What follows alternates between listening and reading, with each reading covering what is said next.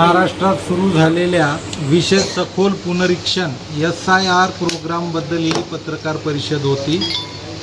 यामध्ये सर्व मतदारांना या SIR प्रक्रियेची माहिती व्हावी व प्रसिद्धी व जनजागृती व्हावी यासाठी आपण ही पत्रकार परिषद घेतलेली आहे। SIRचे प्रामुख्याने 6 टप्पे आहेत।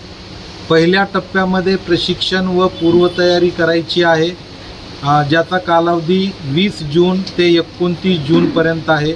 यामध्ये BLOचे प्रशिक्षण, पूर्वतयारी व नियोजन करायचे आहे।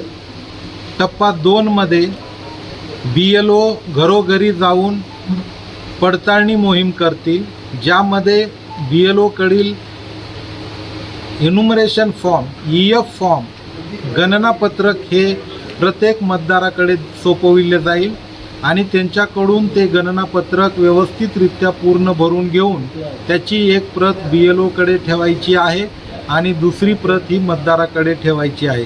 हा टप्पा क्रमांक 2 30 जून ते 29 जुलैपर्यंत असणार आहे। त्याच्यानंतर टप्पा क्रमांक 3 मध्ये मसुदा मतदार यादी प्रसिद्ध होणार आहे, जी की 5 ऑगस्ट रोजी प्रसिद्ध होणार आहे।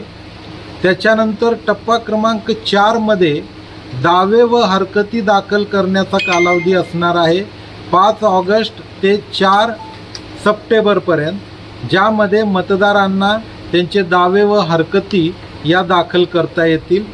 टप्पा 5 मध्ये नोटीस वाटप दावे व हरकती निकाली काढण्यासाठी 5 ऑगस्ट ते 3 ऑक्टोबर या कालावधीमध्ये दावे व हरकती निकाली काढण्यात येणार आहेत।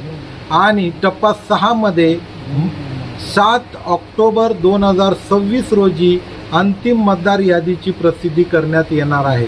तरी या SIR कार्यक्रमामध्ये सर्व मतदारांनी सजग राहून आपले इन्युमरेशन फॉर्म हे अचूकरित्या भरून BLO कडे जमा करावेत, जेणेकरून त्यांचे नाव मतदार यादीमध्ये समाविष्ट राहील। ते म्हणून अंगणवाडी ताई, अंगणवाडी सेविका, पोलीस पाटील, ग्रामपंचायतीचे रोजगार सेवक इत्यादी लोकांना नियुक्ती करण्यात आलेली आहे। तसेच या SIRचा भाग म्हणून निवडणूक आयोगाच्या निर्देशानुसार राजकीय पक्षाचे प्रतिनिधी, राजकीय पक्ष हे आपले प्रतिनिधी म्हणून BLAची नियुक्ती करू शकतात। त्याप्रमाणे काही राजकीय पक्षांनी BLAची नियुक्ती केलेली आहे। गावामध्ये कोणकोणते धन्यवाद। पदाधिकारी